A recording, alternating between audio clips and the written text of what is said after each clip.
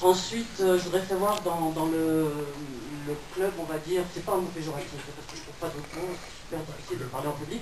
Dans votre travail, dans votre groupe de travail, quel est le taux de SDF? Parce qu'après tout, c'est eux qui sont concernés.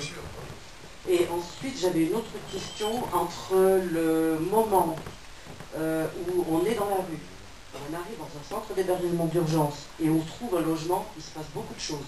À quel moment l'accompagnement est suffisamment fait, à ton avis, et à quel moment il y a prévention ou pétassage, on dira.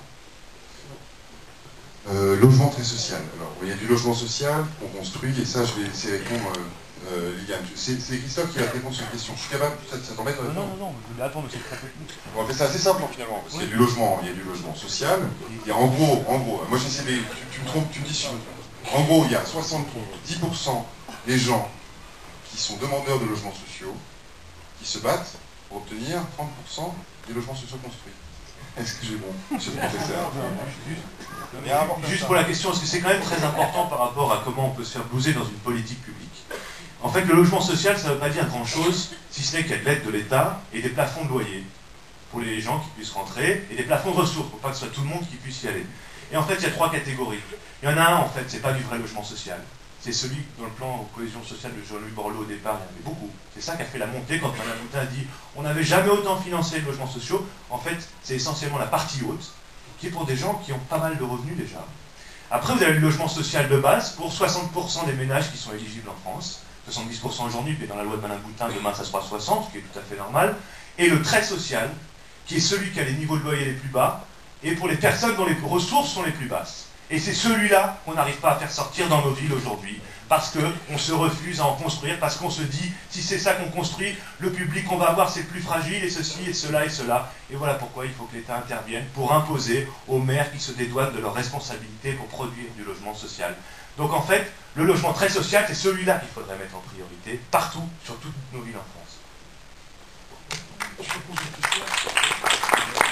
Et la deuxième question, Liliane, pour répondre, et c'est à tous les niveaux qu'il faut de l'accompagnement, mais en fonction de la problématique finalement. Et ça, on le sait tous, il y a des gens qui n'ont pas besoin d'accompagnement, il y a des gens qui ont besoin d'un logement, et qui après ont besoin d'accompagnement parce qu'ils n'ont pas eu de logement au moment où il le fallait. Mais sinon, et d'ailleurs, les centres d'hébergement sur le papier, dans l'envie, je dirais, sont plutôt bien pensés.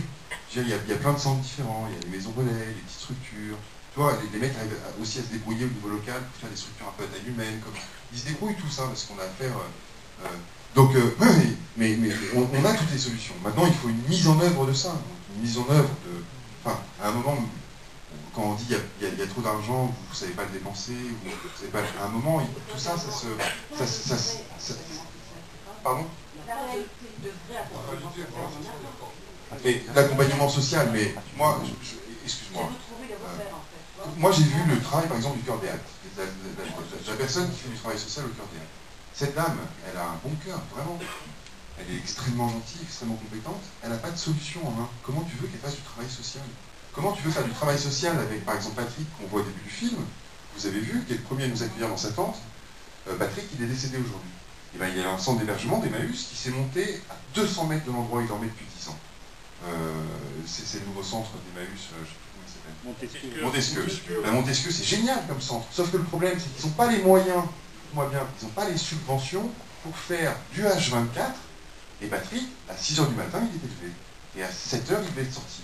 Et ben, il n'a pas supporté. Donc il s'est retrouvé dehors, avec sa gangrène, et il est décédé. Donc ça, c'est un déficit à tous les niveaux. Tu dis, on manque de travail social, mais le travail social manque de solutions. Donc tant qu'il n'y a pas de solution, qu'est-ce que tu veux faire comme travail social? Et puis, là, par exemple, on a Marco qui fait du travail social, lui, par exemple, qui est un ancien de Canal, qui était quelqu'un qui faisait un travail différent. Maintenant, il est travailleur social. Il fait un vrai travail social, mais c'est un travail social adapté. C'est-à-dire qu'il est dans la rue, il fait de la maraude, il se débrouille avec son carnet d'adresse, il appelle pour avoir ses places, il fait comme il peut, il brode. C'est un bon roturier, donc il brode bien. Mais est-ce que c'est normal de travailler dans ces conditions? Encore une fois, c'est ce qu'on a toujours dit, c'est que c'est effectivement une question de moyens, parce que tu as un gâteau.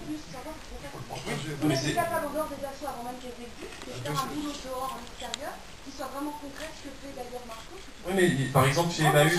Mais Marco, quand il n'a pas de place à Guichard en alcoolologie, il est bien gentil, mais il met ces mecs, il les fait attendre 8 mois dehors. Donc Marco, il dépend aussi de la gentillesse du docteur de Guichard. Alors après, c'est bien qu'on puisse faire du travail extraordinaire dehors, sans moyens, c'est très bien. Et bravo, il y en a qui arrivent, mais il y en a qui lâchent l'affaire. Et puis il y en a qui font du travail social et qui y croient plus, ça fait 15 ans qu'ils en font. Et d'un seul coup, là, on se dit, ouais, les travailleurs sociaux, ah bah oui, vous êtes gentils. Mais les mecs, il faut les comprendre. Non, c'est pas ce qu'on dit, c'est qu'on fait comprendre toute la masse d'années et on se dit peut-être qu'ils ne savent pas travailler. Non, je crois que... Non, mais c'est possible aussi, comme il y a des... Non, mais c'est évident qu'il y a des... Comme il y a des mauvais médecins, des mauvais avocats. Encore une fois, c'est pas vraiment ça non plus, c'est une question de moyens. Moi, je crois que c'est vraiment une question de moyens, excuse-moi. C'est-à-dire que quand on a les moyens de travailler, et ben, je suis désolé, on met en place... on est responsable, quoi. Les gens dans la rue, il faudrait un travailleur social derrière chaque personne. Donc c'est impossible. Donc on en est déjà à ce que les centres d'accueil étatisés soient juste des endroits propres. On en est là. Donc c'est même plus une histoire de pourquoi on ne peut pas aider les gens qui sont dans la rue. On en est à ne pas... Les endroits ne sont pas viables. Donc il y a un vrai problème politique là-dessus. Moi, excusez-moi, je voulais juste partir. Je voulais vous laisser au milieu de ce débat politique absolument passionnant. Je voulais juste prendre 2 secondes pour remettre un petit peu le truc sur le cinéma, sur le film. Et la raison pour laquelle je pense que le film a été fait, parce qu'au-delà du témoignage d'une époque, ce à quoi servent les documentaires, il sert aussi surtout à témoigner d'une actualité. Et on est en plein dans cette actualité. Comme vous le disiez tout à l'heure, l'hiver prochain arrive, l'hiver d'après arrivera. Le combat ne fait que commencer. Le film s'appelle Acte 1 pour ça. On ne sait pas exactement encore à quoi va ressembler l'acte 2. On ne sait même pas si ça sera un film ou si ça sera juste... Mais en tout cas, ce qu'on sait, c'est qu'on a fait ce film-là pour une seule raison. Et Augustin, c'est lui qui a lancé ça avec les 2 acolytes là, avant que personne ne soit au courant de quoi que ce soit, dans le seul but pas de faire un film à la base, c'était de communiquer à travers Internet et de faire connaître le sujet, de faire connaître le problème. Le cinéma, aujourd'hui, le film, si on a réussi à l'amener sur les grands écrans et d'en faire un film commercial, c'est que on communique et on veut que les gens soient touchés par un art, quel qu'il soit.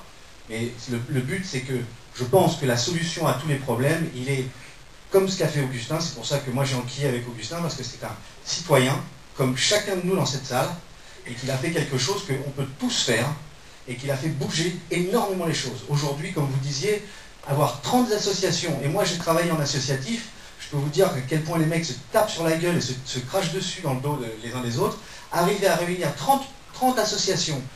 Quand j'ai travaillé avec vous au début, quand j'ai découvert Augustin et que je suis arrivé, je leur ai dit « Augustin, c'est quoi ce mec ?» Vous étiez aussi... On ne savait pas très bien. Et c'est vrai que c'était... Non, mais moi je me souviens, non, mais c'est tout en votre honneur, à la Fondation Abbé Pierre, il y a eu un recul à se dire « Qu'est-ce qu'il fait ce mec-là » Le fait de communiquer jusqu'au bout et de continuer à prendre la parole pour expliquer, parce que son action est violente et peut être dérangeante, et je rencontre trop de gens qui me disent « Mais c'est quoi ce fou qui gesticule dans tous les sens ?» Et c'est vrai, tout le monde a peur de ça. Il a fait quelque chose qui est étonnant, ça a été documenté dans ce film-là. Ce film-là, il est là pour une seule raison, que tous, individuellement, on ait une approche différente du problème, une approche de l'intérieur, un truc qui soit proche de l'émotionnel, parce que si vous avez aidé des gens qui sont dans la rue, si vous êtes vous-même dans la rue et que vous avez été aidé par des gens, vous savez à quel point tout ça, comme vous dites, c'est pas qu'une question de moyens, d'argent, c'est une question de cœur, une question d'avoir envie. Le seul moyen qu'on puisse avoir envie de ça, c'est de rencontrer les gens et de dire putain, les mecs sont mortels. C'est tout. Donc si on arrive si le succès de ce film-là ne nous intéresse que pour une chose, c'est que les gens soient au courant et que ça leur change leur façon de penser, leur façon de voir les gens dans la rue. Si on arrive à ça, aujourd'hui, la seule chose qu'on peut faire, c'est voter. On ne va pas aller se battre dans la rue, c'est fini ça. On a en face de nous des CRS, c'est plus comme à l'époque où on allait casser les vitrines à Montparnasse pour faire entendre des problèmes que 200 casseurs arrivaient à faire soulever entièrement des gouvernements, tandis que 1 million de personnes dans la rue pacifique ne font rien. Donc ce qu'il a fait, moi je respecte énormément cette action de force. Et il faut que nous, à travers lui, à travers l'action maintenant des 30 associations qui ont réussi à se trouver autour de ce personnage, on puisse individuellement influer nos gouvernements. Et c'est la seule façon d'avancer, c'est la seule façon de résoudre, je pense, de résoudre le problème. Après, parler de dire oui, mais il n'y a pas de... On sait, les riches sont plus riches, les pauvres sont plus pauvres, il y aura toujours des pauvres, parce qu'il y aura toujours des riches. C'est un système, on ne va pas éradiquer la misère, on essaie juste de s'occuper de notre prochain. Si on arrive au cours de notre vie à s'occuper du mec qui est en bas de chez nous, on a gagné. Donc pour moi, c'est pour ça que j'ai fait le film avec vous. J'en suis très heureux et je vous rends la parole à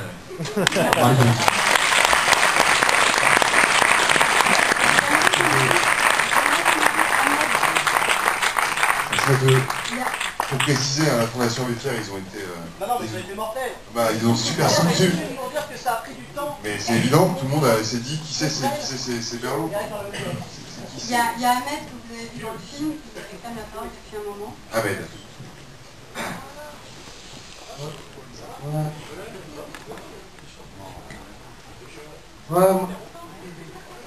Allez-y. Moi, je voudrais juste te dire que